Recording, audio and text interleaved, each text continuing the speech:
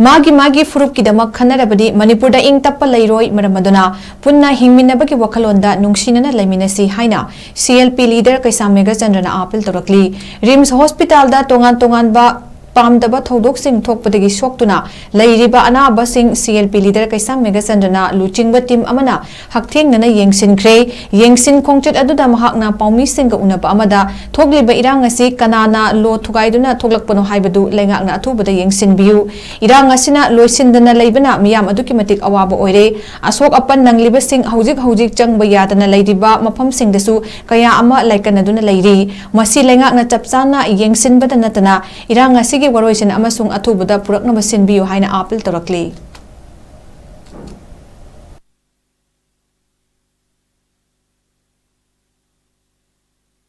Kulgi thawdo amasung litan gi thawdok tagi horaga mathang naga sinau sing khana chainabagi thawdokta thokkiba adega sogapan mayam singsi hospital leba mayam singsi ekhoi najaba lakpani asi yamna sokosu yawi aduna maroina asogapan si khoi suangam ba mateng pangba khopa degi den Congress party degi koina appeal tawjaning ba haijaning budi koigi santi si laibasina koi punamaki yaifaba koigani khana chainabasi koi loina thathoga mayam nungsinana sinina oibagi Manipur amatani haidana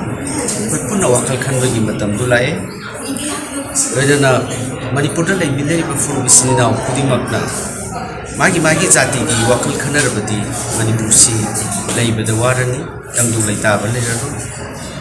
loina athuba matamda Manipur sarkar dasu appeal tawjaningi hairiba irang si athubada lepinanaba lephananabagi damakta chawba dai sarkar na honariba sigi mathakta henna honabirakani haina nasa tawi loina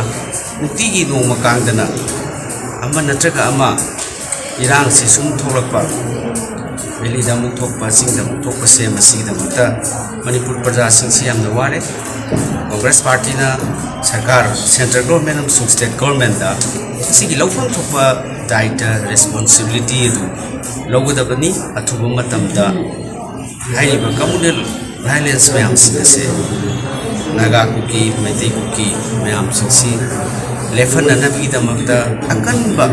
section thorang central government and state government anisi punna thengnaminari hairaga anisi punna chatminari hairaga athuba matamda irang si lephananaba honagadabani masigi maram asina hojik ngarang sulai hojik su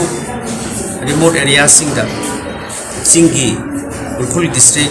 Kangpokpiga tainaba jaga singda aso open mayam ama sarkar gi loisang sarkar gi hospital yobungam dana asopa mayam ama leiba leiri marana asumba sogapan leiriba mayam sing asisu sarkar na angamba amasung madugi changba mayam sing treatment si tawbigadabani loinana masigi fair justice amasu masi karamaina thokleibano haibasi aikuna justice tawdabasi su irang si continue tawgi machakam bohele Maramasina atuba matamda immediate step of tauba adagi atuba matamda masi measure se lakhotpa aduga kari dagi kanana lalibano haibasi su justice sama deliver tawjangi natragadi aikoina sinda khakta khabar da tv da khakta santi labu yaro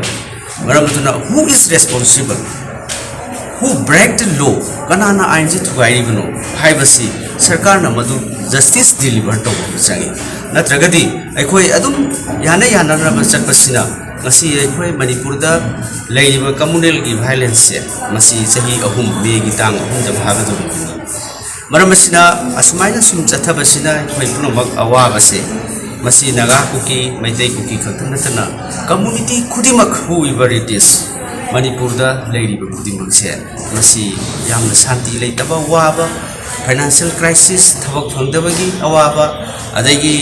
potsai phangdabagi awaba free movement leitabagi awaba mayam singase masi central government amasung state government tumina leithokpa yaroi masigi athubada masi lefananabasi yamna akanba amasung yamna fazaba road map ama masi puthokpire hairaga once for all masi shanti gi lambi am langnana bhonabasi sarkar ki mathungni sarkar na tawinanaba congress party ki maiki ti ki suwa